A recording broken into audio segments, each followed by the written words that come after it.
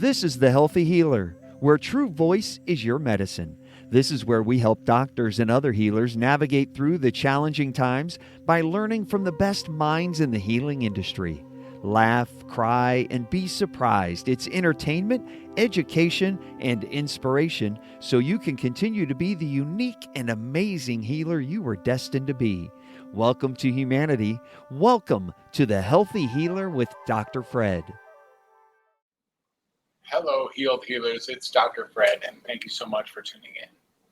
This week I had the precious opportunity to speak with Julia Aziz. This is a healer who hails from Austin, Texas, and has really gone through the work necessary to find herself capable through the process of living her life of becoming someone who actually helps people heal.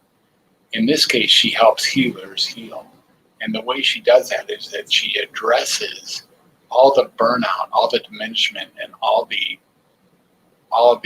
exhaustion that we tend to feel when we're healers or when we're caregivers, and we give of ourselves as if we are losing something, rather than giving of ourselves as a sharing opportunity by realizing that we are connected to Source, and there is no loss when we share our gifts of giving. In other words, giving doesn't have to mean a depletion. There's really something really spectacular about that and who she presented herself as. Someone who gets right down to the bottom of the core of what it means to be human.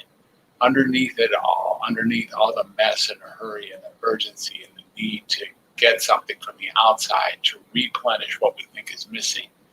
And that is always a pursuit that is dissatisfying. And she was able to really acknowledge that and articulate that and represent that in a spectacular way in our conversation. Julia Aziz is someone who really helps people by regrouping them and by re-empowering them, by getting them to release and re-empower themselves. She's written a couple books, she has workshops, she gives talks, and this is somebody who does one-to-one care. And like she said, and I think this is what's most important, she walks the walk that she talks. She actually is so steady and grounded and is able to point me and anyone that she speaks with, no doubt, towards what it means to be just flat-footed and centered and not taken aside by the external circumstances that we might have. And those external circumstances include internal experiences such as feelings, emotions, thoughts, like really getting that those things tend to be a deterrent and tend to take us off center. She has such an access to getting what it takes to recapture our wildness and recapture our core selves so that we can see that peace and trust starts from within. Can we just be ourselves and trust ourselves and take ourselves through that process to find our groundedness? What does being quietly grounded really look and feel like? In some ways, if you watch the podcast from this week, you'll find someone who has found themselves both grounded and centered in nature and with her basic core values and core self. Somebody who's no longer being seduced by all of the things that are going on in the world that need more or bigger or better. This is somebody who really gets that standing still and being quiet with oneself is the pathway to finding some degree of peace of mind.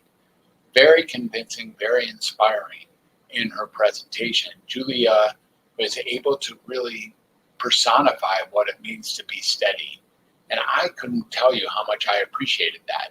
Now I'm asking you, for your sake, when you have had those moments, or if you have continuation of time, maybe days at a time on vacation, or when you're walking in the forest, or maybe there with your children, or just before you go to sleep, or maybe early when you wake up, those times when you feel really grounded, what does that look like? What does that feel like? And what is the pathway to feeling grounded and steady and aligned with who you really are? And how much peace of mind and strength actually emanates from that position? This is a question I have for you, and a question that I'd love to hear your answers for. If you can put your comments in the comment section below, that would be really helpful for not only me, but for our listeners. How important is it to feel grounded? And is there a stronger feeling in the world than being grounded? After all, those big trees, that's what they are. They stand still. They were here before we got here. They'll be here after we leave. And they are the essence of being grounded. So now I'm asking you, if you're going to do that, if you're going to be grounded, is it going to take really coming in touch with the simplicity of life? Like taking it down to a common denominator.